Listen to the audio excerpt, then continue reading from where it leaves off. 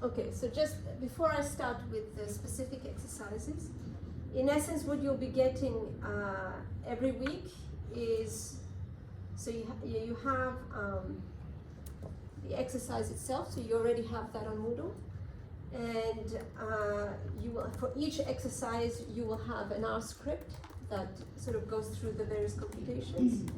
And then I also have a description PDF that goes through the steps and tells you why you're using what you're using, what it's supposed to be doing, okay? This is to guide you. Some of you are more proficient in R than others. So use these notes to the level that suits you. This is one way of doing things. You can do things in a different way. What is important is that you get the correct numbers and your logic is correct. So you can go about things in different ways. At the end of each week, so I'll let you work on this, and then at the end of the week, I will upload the answers to the questions, which basically has commentary and sort of has pasted the results in a nice way. And that gives you an indication of how I expect your reports to be written in general, right? So they're more complete, all right? So I hope this is a good structure for everyone. So then we don't lose too much time with things that don't work with R, and you can play around with things in your own time. Yeah? Are we going to be using R in the final exam? So the exam itself will not have any coding, but you will need coding for your in-semesters tasks. Yeah? But I will give you output in the exam that you need to comment on. So do things. Okay, so that's the structure for every week. Now let's go to this week's exercise. Another thing to say is that some weeks might have more material than other weeks. I might not go through everything. I choose what I go through, which I think is the most important things that I need to go through so that it's clear to you. And then there are other things that I'm confident you can do on your own, okay? And you have enough help with all of this that I'm giving you to do them. And if something is not clear, always write me. So in that spirit, I'm going to drop question 1. I'll start with question 2. And if we have time at the end, I'll go to this one and see how far we go.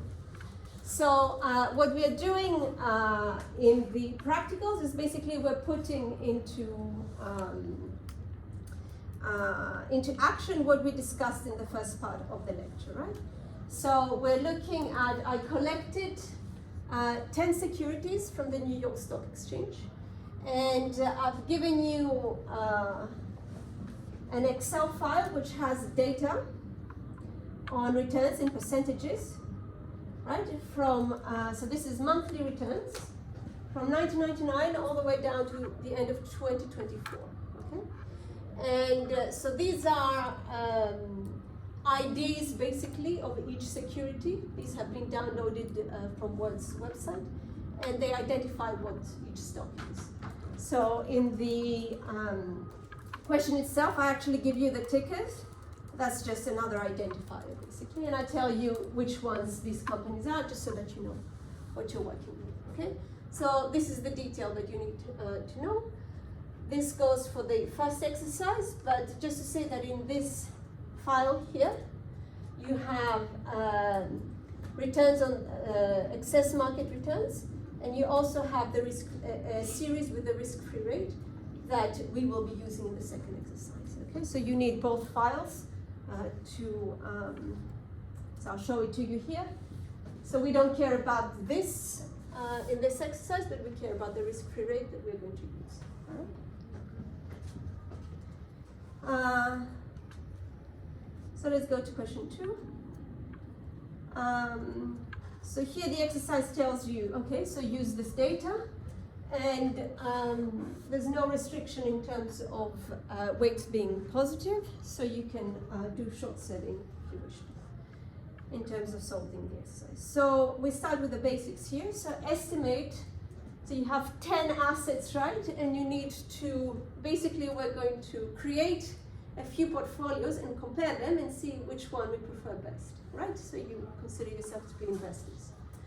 So now we'll start with the basics, which is basically for the 10 securities that you have returns for. We need to estimate the mean returns and the sample one and the sample covariance matrix. So in addition to that, we want to convert these. So these returns, mean return, this is monthly data, right? So you're looking at average monthly returns. So we want to report annualized mean and volatility for each stock, right? Which means that, what does annualized means for volatility? Why do we do that? The average of the annual return. What's that? The average. Yes, so over a year, if I were to keep this, overall, what would I get, right? So I need to adjust this, and we'll see how we do that. So the mean and volatility, this is basically the mean of each of the components that you have in your vector, and this is just looking at the diagonal elements of this, right? We have not touched the off-diagonal elements yet. But we care to look at whether we can use diversification is this problem. So we want to compute the correlation matrix that might give us some indication of whether we can do that. All right, so that's the purpose of doing these computations. So in terms of the R code, the beginning part of the code is basically just inputting the data in R and just translating the names into R and just inputting the data, okay? So I'll just run the whole thing. Sorry. So all these codes assume that the Excel file, you've saved it in the same folder as your R script to keep things simple. If you haven't done that, just adjust your code so that you can, it works. So, for your purposes, all right? So let's go down to the things that we're interested in. Okay, so here in the R code we are creating, so we have the columns of returns that I showed you in Excel. These have now been transferred into R, and I have created a matrix here so that I can do matrix operations with them, right? So rather than having a data frame, this only includes numerical numbers, right? So this is what this is saying. Okay, and now with this, this has all the data that I need for the computations that I'm going to make. So in terms of this matrix here, so columns are basically, so you have like the evolution of returns over time, right? So you're looking at the means over time for each of the returns that you have. So you're computing the average return over each column. And then COV gives you basically the covariance matrix of this data set, right? So I call it mu and sigma here. N is the number of columns that I have, so the number of assets that I'm working with, so 10 in this case. And in addition to this, at this stage, I am creating a vector of ones, which I'm going to use when it comes to my weights and the optimization that we're going to be using. All right? So all this is doing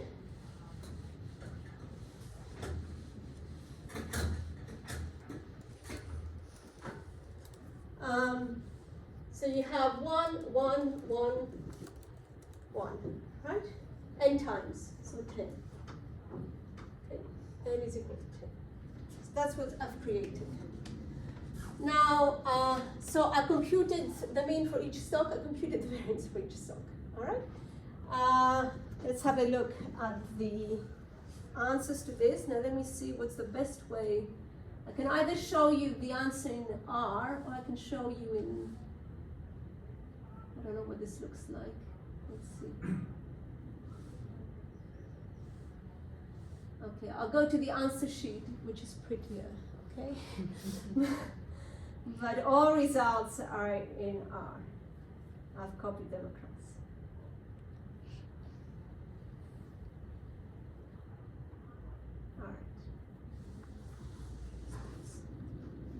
All right. So if you computed the means and the variances, And then you have one extra step, sorry. She has an uploaded solution. Okay, this is a bit fiddly, forgive me. So then you want to create these computations, and you create this function basically that does that for you, right? So what are the computations that you're interested in? For each ticker, so for each stock that you're working with, you are computing the annualized mean, which means that you have the mean that you computed for each of these assets, right? So mu basically has, mu is for the totality, so you have over assets, mu 1, mu 2, all the way down to mu 10, agreed? So you did that. Well, these are hats, all of these, of course. And then you want to compute the annualized mean, right? So you have monthly data, in which case you're going to multiply this by 12 months, right? If you had daily data, what would you be multiplying by? 365. What is it? 365. That is very good. Can you think better? Yeah, what? Financial. 252. 252 is better because we want our weekends. All right. So so this is just to make sure that you check the frequency of the data that you're working with and you're analyzing it correctly. In terms of volatility now, so you created the variance covariance matrix. These are variances. So if you're looking at volatility, you're taking the square root of that, right? And in terms of scaling it, you do the same thing as you did with the mean, but this is square root of, right, of whatever the sort of the frequency of your data is equal to. So you've done that, and that gives you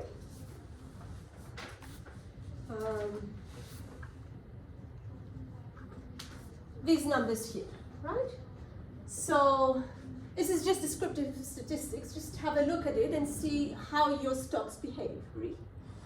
So they're all sort of like comparable, so there's no discrepancy in terms of sort of scaling here. So you have some assets give you very high returns, so this one here, this is the highest one, right? And but generally speaking, the ones that give you highest return, what would you expect the volatility to be?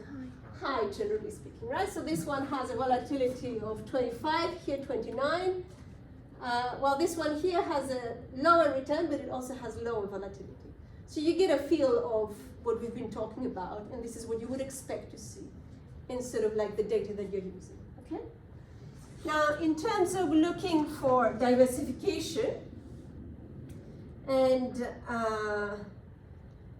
sort of what can we tell? Now, you could use the covariance matrix, that's not an issue.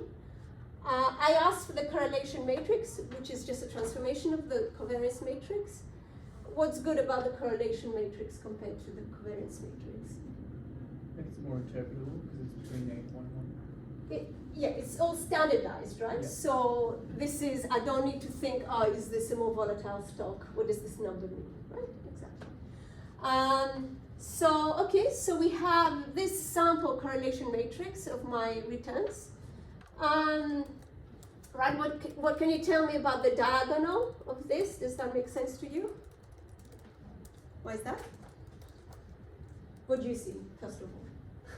What do you expect to have on the diagonal?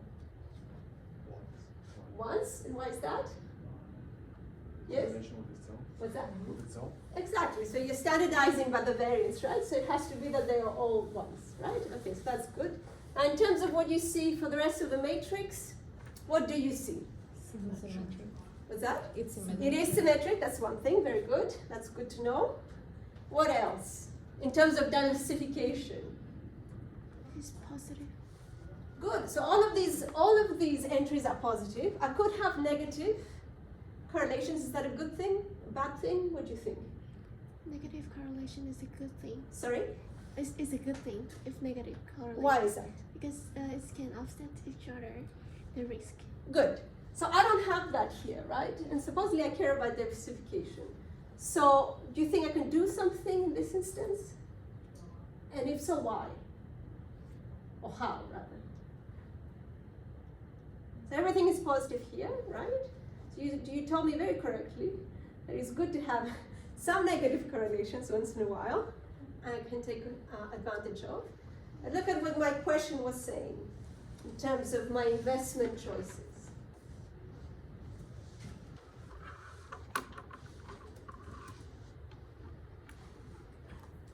One key sentence that, yeah, Did it say we could short sell? good, exactly. So even though they all seem to be positively correlated, because I can short sell, I can artificially do what you are telling me to do by basically having negative weights, right? I'm allowed to do that, so that would help me diversify sort of the risk that is implied by these metrics.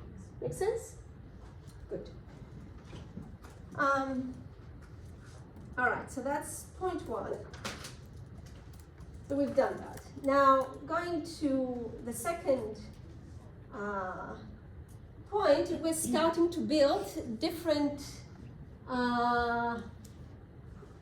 portfolios, which means what? We are going to compute different sets of weights with which we are going to combine all of these assets. And so we're going to do this, and then we're going to check what sort of return we get from that and what sort of risk we are exposed to in each case, right? So let's see what variations of portfolios we are being asked to construct. So one is equally weighted portfolio, right? What does that mean? All the weight of all stocks in the portfolio are equal. They are the same, and you have 10 assets, so what sort of weight do you think you would have? 1 For over 10 each. for each. Was that? 1 over 10. 1 over 10, right? So they all have the exact same weight. Now that you can do. What do you think about this option? What would you expect to get if you were to do that? Constant rebalancing. Much simpler than that. Like we went to all this trouble to optimize our problem and do all sorts of things to get weights. Why couldn't I just do equally weighted portfolio and forget about all this mess? What do you think you would get from this? Would you get a good return out of your It portfolio? wouldn't be efficient. It's probably, you could do better than that, right? And you do better than that by taking your problem seriously and optimizing in certain ways that would give you better weights, right? So this is, I would call this naive. It is a starting point, you can do that, but see how you improve or whether you improve. We care to see, is our logic correct, right? So then it says, okay, now one step further, find weights that solve my global minimum variance problem. So I get a different portfolio, right, that has different weights, and they're computed in this fashion here, which is basically a repetition of what we went through in the lecture in the last hour, right?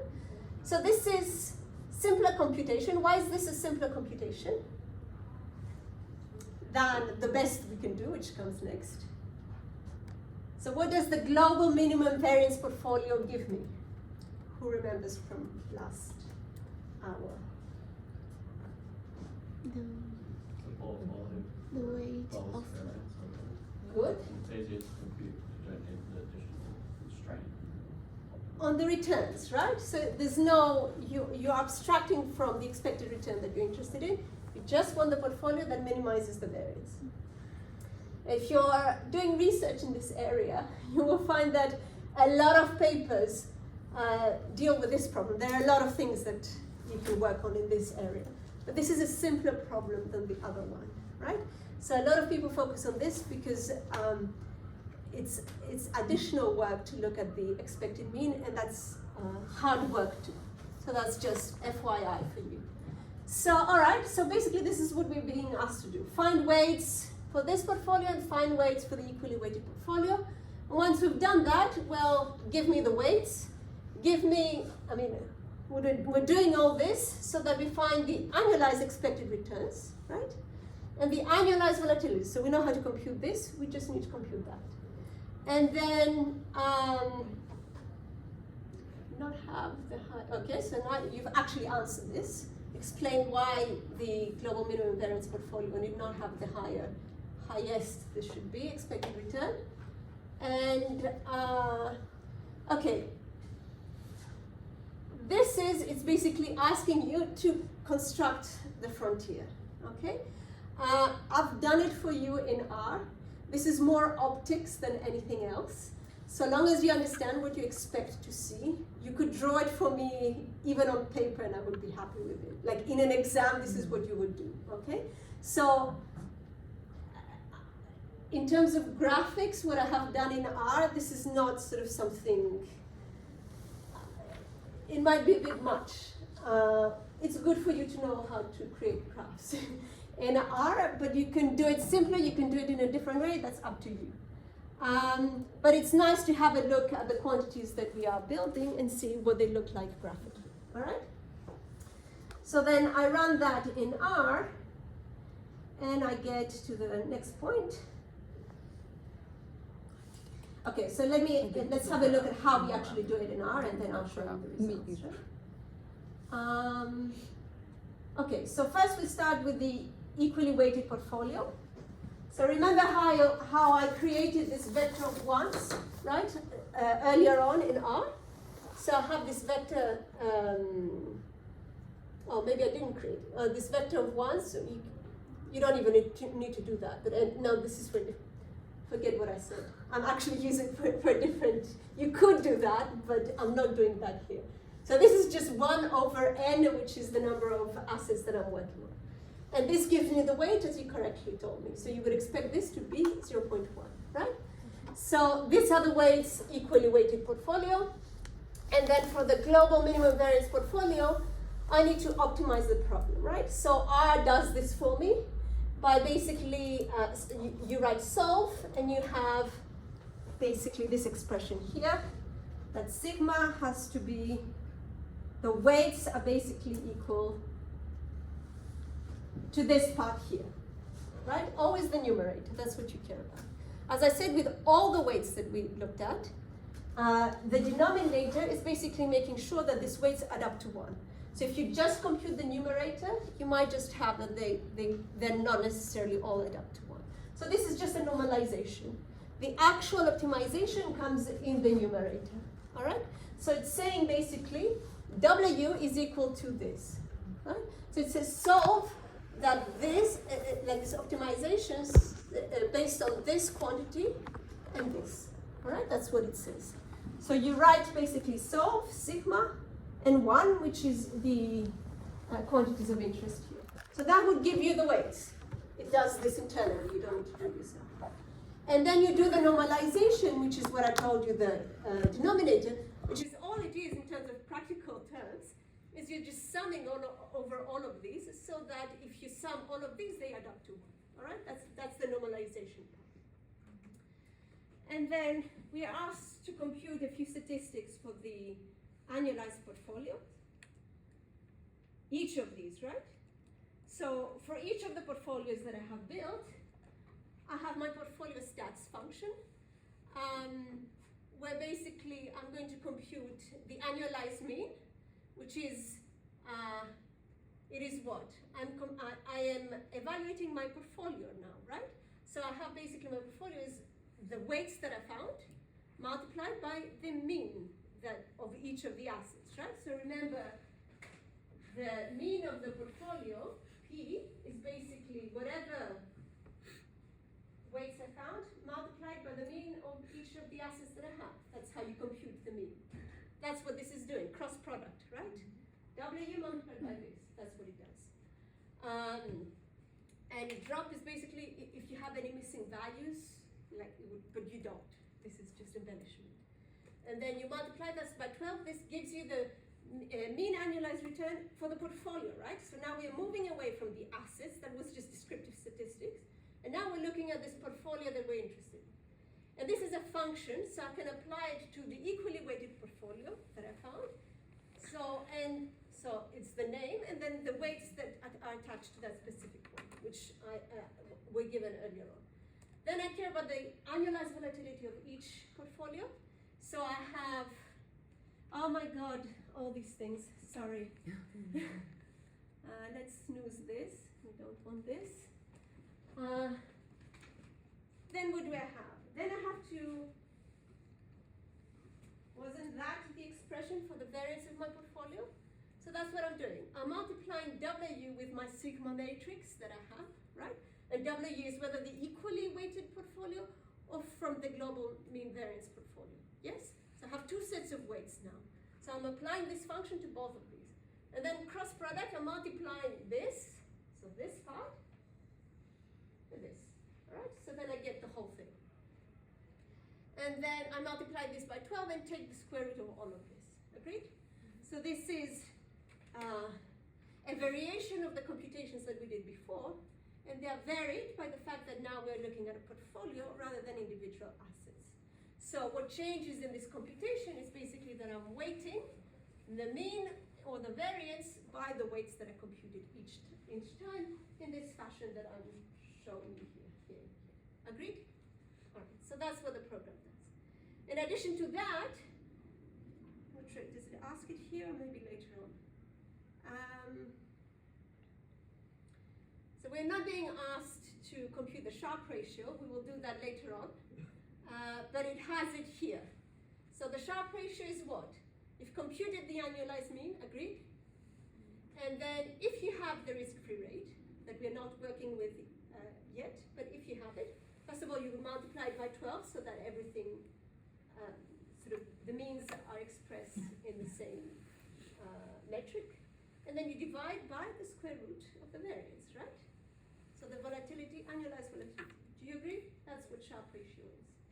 So long as you have the annualized mean, annualized volatility, you can get the Sharpe ratio. Now, we have not discussed the risk-free rate yet. Can I compute the Sharpe ratio in this instance? Can I do that? This is my expression. Does it make sense to compute the Sharpe ratio?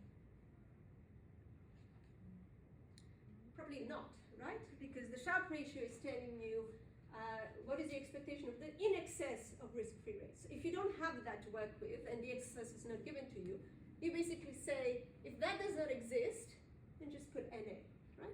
It's just not there. So if I were to trick you in an exam, for instance, and I didn't give you a risk-free rate, that would be your answer. It would be like, I'm not going to bother with this because I don't have the risk-free rate. All right, so these are the statistics.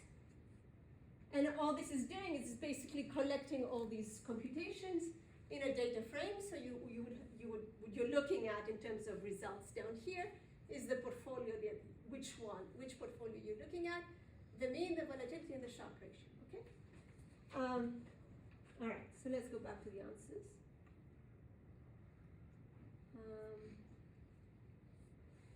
So here I've printed, this is basically output from R, right? I've just made it look nice. So here I have two sets of weights, right? So as you correctly told me, for each of these assets here, the equally weighted portfolio has a weight of 0.1. And then more interestingly, of course, is the global mean variance weights, which are given to you in this column here. And you can see, of course, that they deviate from 0.1, right? So this optimization, the solution to this optimization problem basically gives you a different mix of investment in each of the assets, right? And going back to your point about short selling, right? And negatives. So we have negative weights on a couple of these, which is good news for us, right? So that helps us.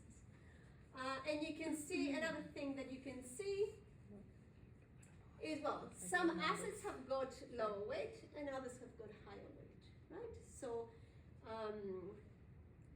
and this sort of like differential in weights comes from what? Remember what the optimization procedure is. What was it based on?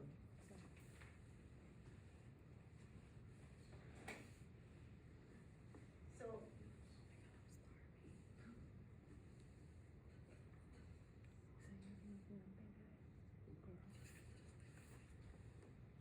these are the weights, right? So they're a function of what? It's only one thing that they're a function of.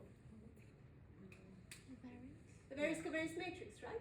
So they're really just a manifestation of the diversification that I can take advantage of from the co-movement of these assets, right?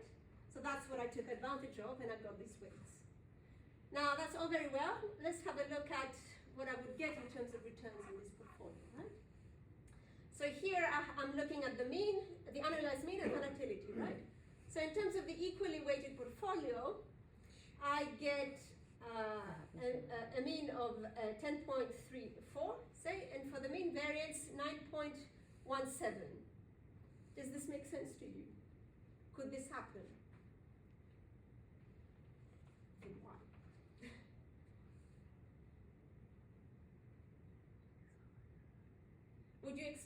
Would you expect this to have lower return than the equally weighted portfolio?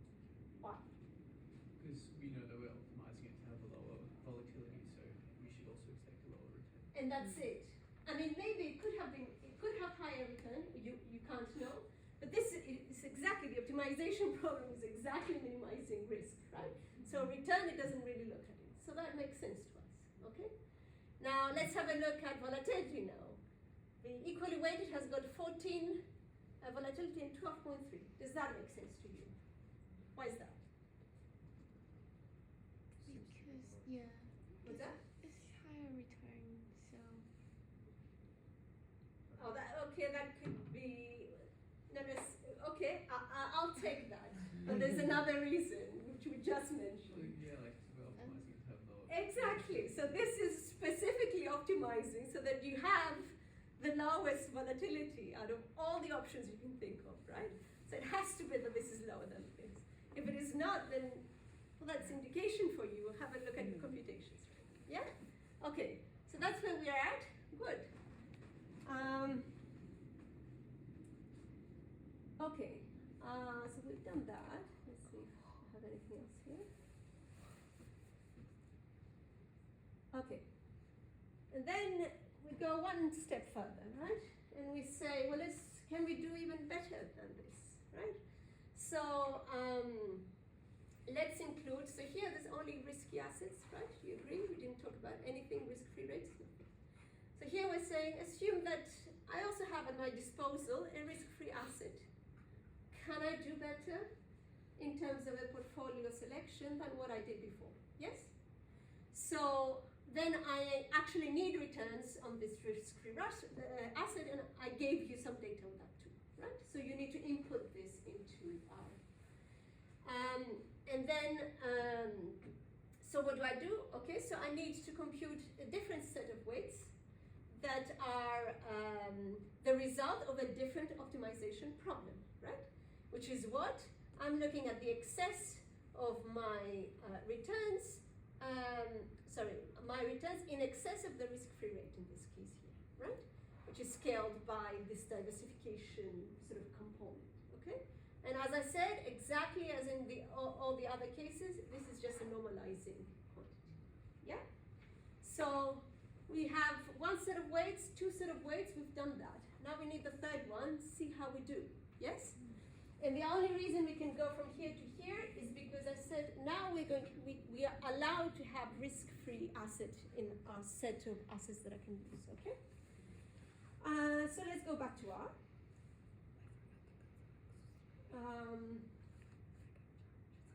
All right, so I need to, so let me go back to the lecture notes to remind you what we are computing here, right?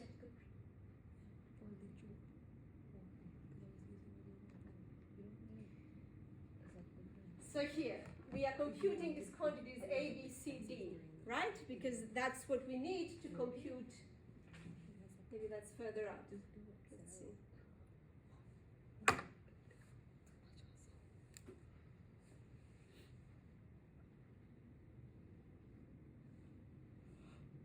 Here.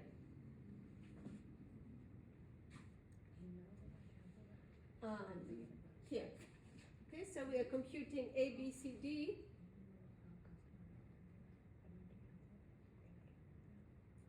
These quantities here.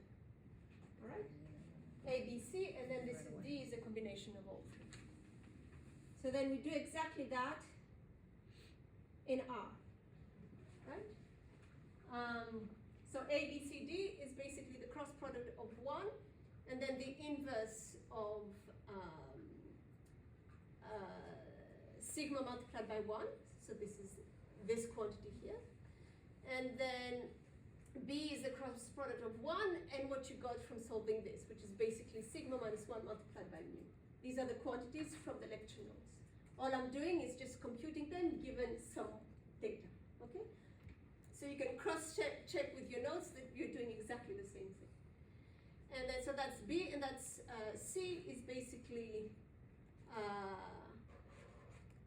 deviation from B, so you're multiplying not by 1, but by mu, all right?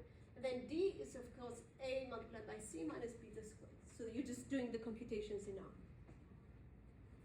And once you've done that,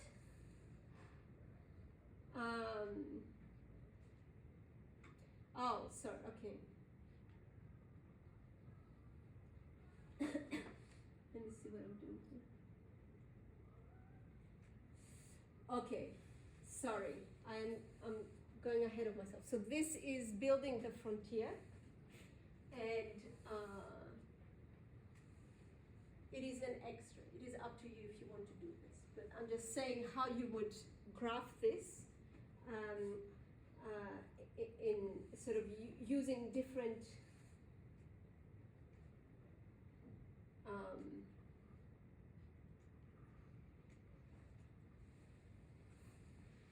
I'll show you.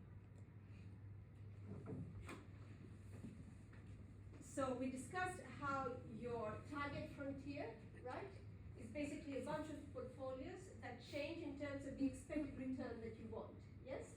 And then the portfolios, so you can compute the weights from them, given that you know what R bar is, right? So your R bar can move, and it moves along the frontier, right? So depending on what this is, you get a different set of weights, different set of variances, and you get a different point on the frontier. Do you agree? That's what you're doing, yes? So all I'm doing in R is basically saying target return, so sequence, take a bunch of these, and that start from one point, that end beyond the maximum of the means that you have in your data, and do 200 of these, all right? So this is just for graphical convenience. So I'm basically pinpointing a number of these, and then I compute the weight based on these, and then I create my frontier.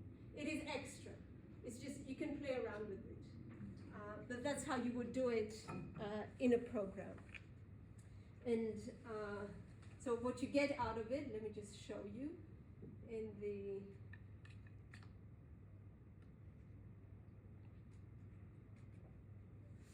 so this is what you get as PDF. So when you run the program, that's what you get, right? So in essence, all the program is doing is it's picking a few points over here, and then it's just creating this curve. So for me to be able to graphically do this, I need to find a few points on this, compute the variance, so that I know the returns I know, and I get the points on here, and then it sort of like creates the graph. Okay? As I said, it's graphics. I'm not bothered about how you do your graphics. So long as I can see that you understand the relationships, this is good enough. All right? But it's something to learn if you're interested, okay? In terms of computations, go through the computations in R, because they basically do what you learned in the lectures. So you can see it in practice, what you're actually computing at each stage. In terms of how you graph it, that's a different matter, all right? So don't get too flustered over that. So this is what this is doing, this part of the code. Now, in terms of the tangible portfolio, so here I need my data for the risk-free rate that I had not uploaded in R before. The previous data that I had was only the returns on the risky assets. I had 10 of these, that was all. That's what that file had. So now I have to upload this extra file that has the returns of the risk-free rate. So this is all this is doing, is just making the data look good so that I can add it to my analysis.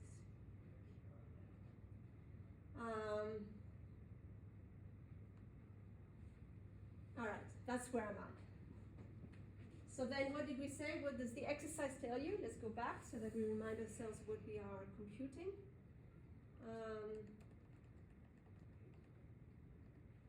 The exercise tells you this is the computation you need to make. Yes? Different set of weights. So what do? I go to R and I compute exactly that. So that was returns in excess of my risk-free rate. You see that? Yes? And then I multiply that, but this is that vector of ones that I had used. And I multiply that by the inverse of sigma, right? This solve, this is what this does. And these are the weights. They're not normalized, so all I do is I sum them. Now you could do exactly what this expression writes. You can actually do the exact same thing. You don't need to. All this is just summing. One transpose is basically summing all of these. You see? This is like the same thing. So that's all it does. All right, so you've done that, and then you just want to collect all your data so you can compare between all the options that you have come up with, right? So it's like, what do you have? You have the equal weights, the ones based on the global minimum variance portfolio, and then the tangible portfolio, right? So 3. That's just collecting results. Okay. So then going to the answers, what do you get? You get these extra weights, right? So I didn't bother with the equally weighted portfolio. We have decided that the global minimum variance portfolio is better. And let's have a look at the weights that we get if we're going to add a risk-free asset to our portfolio, our asset set, right, that we can use. So what do you see? Are they the same, first of all? It's easy. No, right? So it's using a different combination of sort of allocations to different assets, right? And that can only mean that you would get a different annualized return and volatility, right? You can still see that you have a couple of negative weights here, which is good, but it's on different stocks, right? And again, you have variability in terms of weights when it comes to different securities, right? And you can think about why that is. Now, in terms of numbers, now here you see that I reported the Sharpe ratio. Why is that? Now we have To compare. Risk adjusted. What is risk adjusted? So, just given 1 unit of risk, we're taking risk premium. higher. Come again, sorry? Given one unit of risk we're taking, so we expect if Sharpe ratio is higher, then it's better. So this is why you would compute the Sharpe ratio, right? That's why I care to do it. Remember beforehand, we didn't compute the Sharpe ratio. Why was that? What did I tell you? We didn't have a risk-free rate. You didn't have the risk-free asset, right? So you didn't have returns of that, so you couldn't compute it, right? Now you have it, so you can do it for each of the ones that we had, okay? And then we do it for the reason that you suggested, right? All right, so let's have a look at the mean. So we know these two, and then the tangency portfolio gives us a return of 12.3. What do you think of that? Happy with that? Not happy with that? It's the highest return Yeah. over the 3. It is the best return out of these ones, right? Did a good job, yes? All right, now, what about volatility? It's also the highest.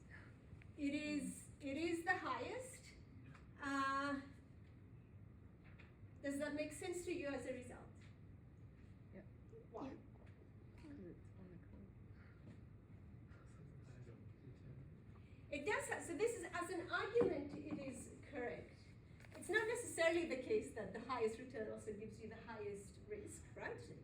But it is a logical argument to make. Compared to the global minimum variance portfolio, is that a reasonable result? Yeah. Why? Because they are only efficient for the Well, that, but it's the optimization optimization problem, right? So what about this one? What was it optimizing? Lowest ends. Good. So it has to be that always this has the lowest variance. Do you agree? Okay, now in terms of this one and this one, what do you think?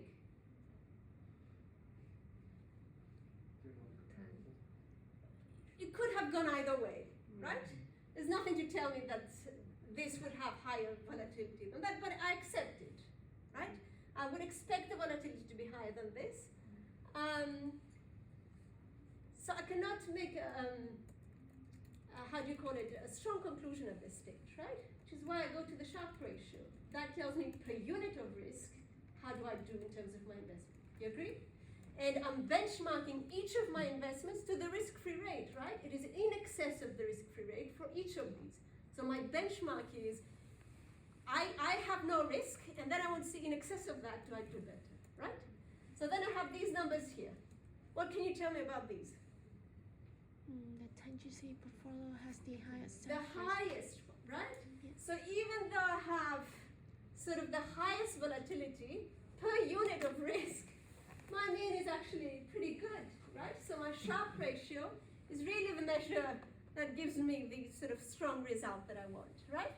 So the global minimum variance portfolio, you see, was giving me a lower mean than the equally weighted one, but per unit of risk, it's actually doing better than the equally weighted portfolio. You see that? So this is not really a definite answer. This gives you it. You agree? Yes? Good. So we did well, and it all seems to add up with what we were saying beforehand. So, you know, that's good. All right.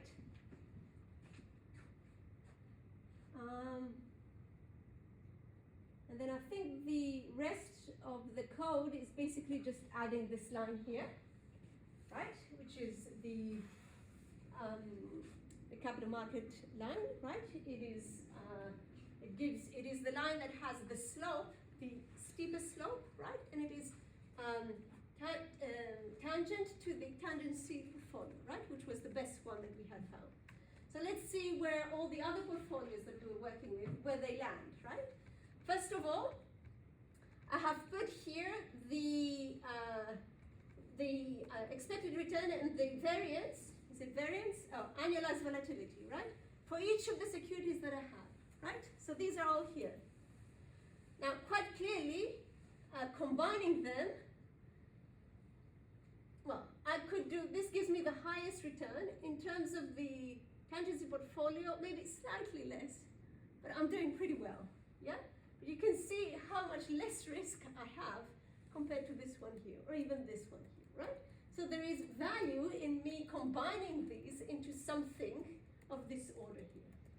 In terms of the equally weighted portfolio, it stands here, right? So it has better return than the global minimum variance portfolio, but it has higher risk, right? I can still do better. So this one has got the lowest mean, but it also has the lowest variance, right? I could choose that. If I'm really risk averse, I could decide to do that, but I can actually do better than that, right? So even for the, if I were to add a risk-free asset to my set, I could increase my return, right? I could be here on the capital market line, right? So depending on my risk aversion, if I have a risk-free asset at my disposal, I can be anywhere on this line here, yes?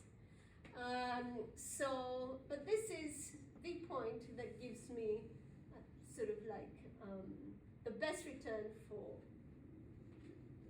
sort of the optimal risk given the optimization problem that I have. Agreed? Yes? Is it clear now how things work? Good. So now go back and read again the slides and go back to the R code and the solutions, and everything will sort of like come into play. All right, so that's the end of exercise 2. Now I have 10 minutes, I would say. Do you want the theoretical one, or do you want a bit of the first exercise, which is computations? You want the theoretical? It's not, it's quite straightforward. It's basically going through the same motions that we did for when we were computing the weights for the other optimization problems. We're just doing it for the tangible portfolio, which we didn't do, right? So that's, I just left it as an exercise. All right, so maybe I show you the answers and we go through the steps, shall I? I'm really going step by step here. So question 3 tells you, consider that you have n risky assets, for example the 10 that we were working with, that have an expected return of mu, and a positive definite covariance matrix sigma, and you have a risk-free asset with a return Rn, okay? Then it tells you define the expected excess return vector, so you call it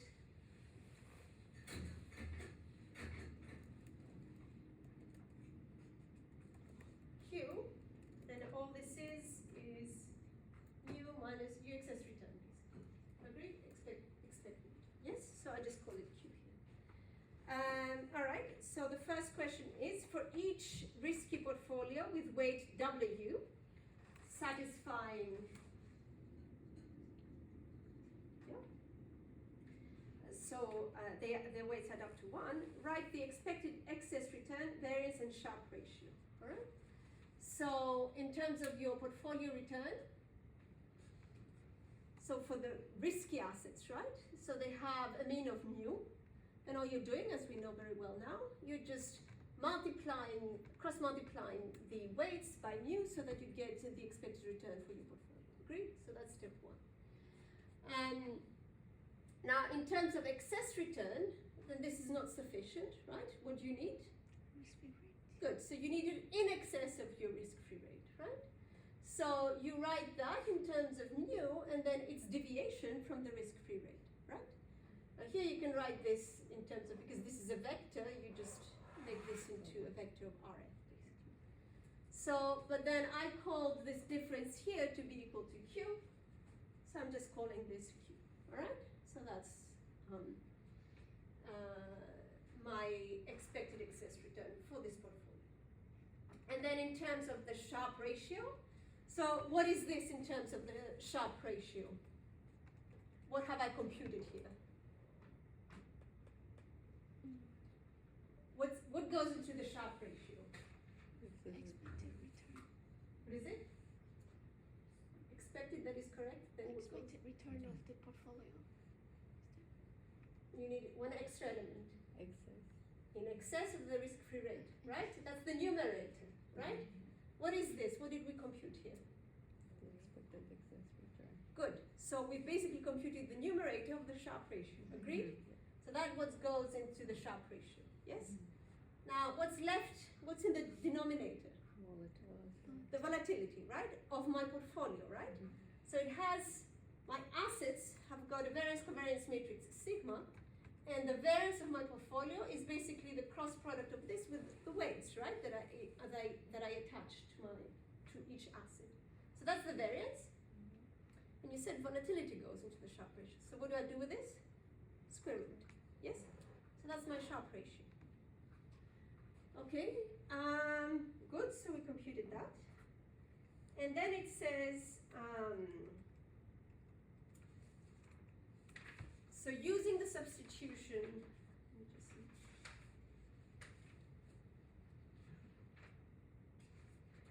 So let x, where am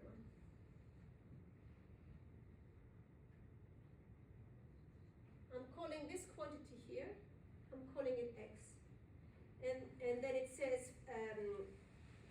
so using the substitution and the Cauchy-Schwarz inequality, show that the Sharpe ratio, so I'm doing too many things in one go.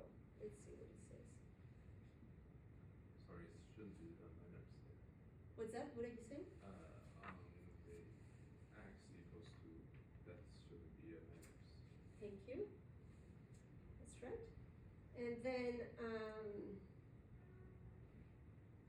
this is not what the question says. So okay, I'm just going to add to this. The the square of this is quite clearly the square of all of this. You agree? So if it is the square, then the square root goes, then you have this square. Yes? Just as a note. We're using it in the next question. So show that the square of the sharp ratio is less than or equal to q prime sigma minus 1 q. Alright? So I'm squaring the sharp ratio here. And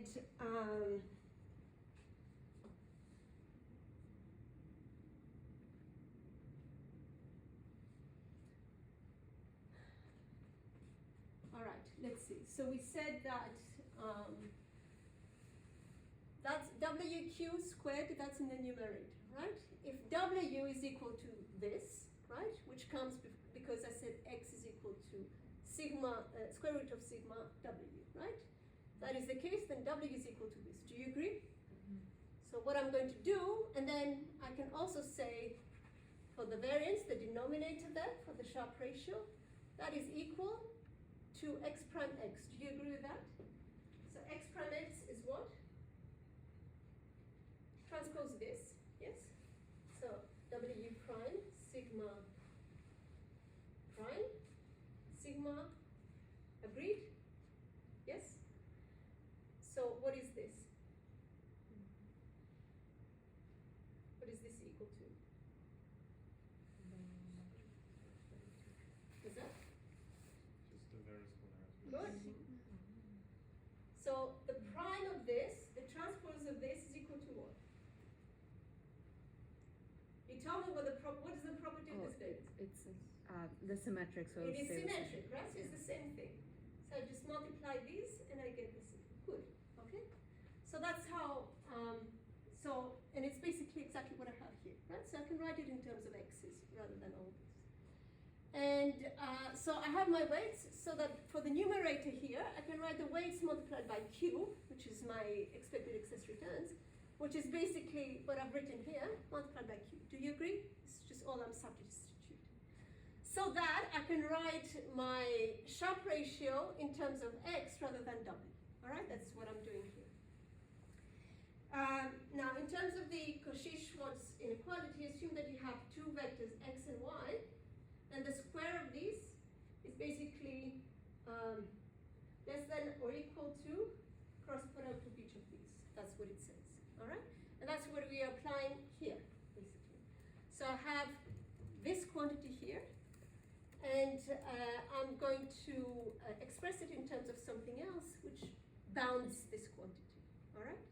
So what do I have here? I have the cross product of the first one, x's, so x prime x, and then the cross product of this, which is pretty similar to what we were doing here, just with sigma to the minus 1.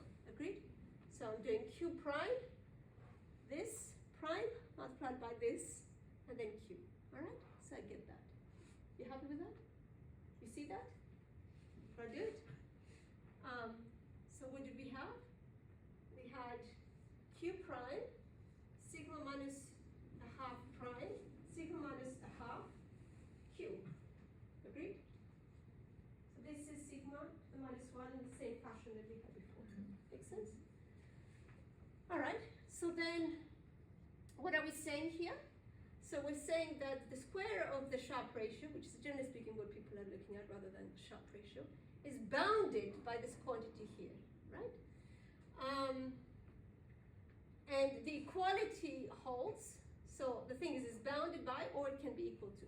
So it is equal to when it is proportional to this expression here.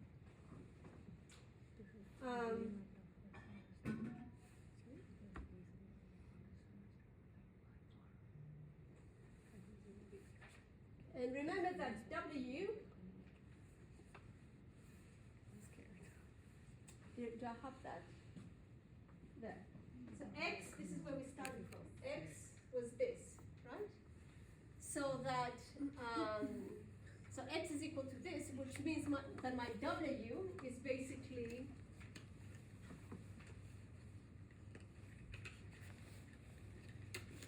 I'm missing something here. Yeah, that's correct. So my W is basically equal, you have this extra half here, multiplied by Q. All right. means what, of course? That my weights are basically equal to sigma to the minus 1 multiplied by q, which is basically this, which is the numerator of what we were finding in the weights.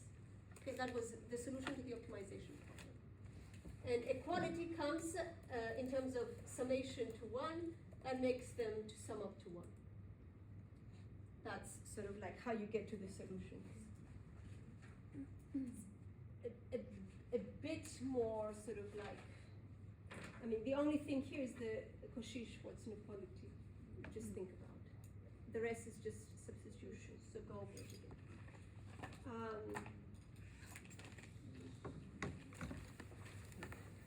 And then you have an extra question, which is basically, we talked about this in the lecture. So if you invest a fraction of your investment in the risk-free portfolio and the rest in the tangible growth portfolio, what do you get? So that's just going through the lecture. So go over that. All right? So let's leave it at that. That's a lot to go through for 1 week. I'll see you next time, and enjoy the rest of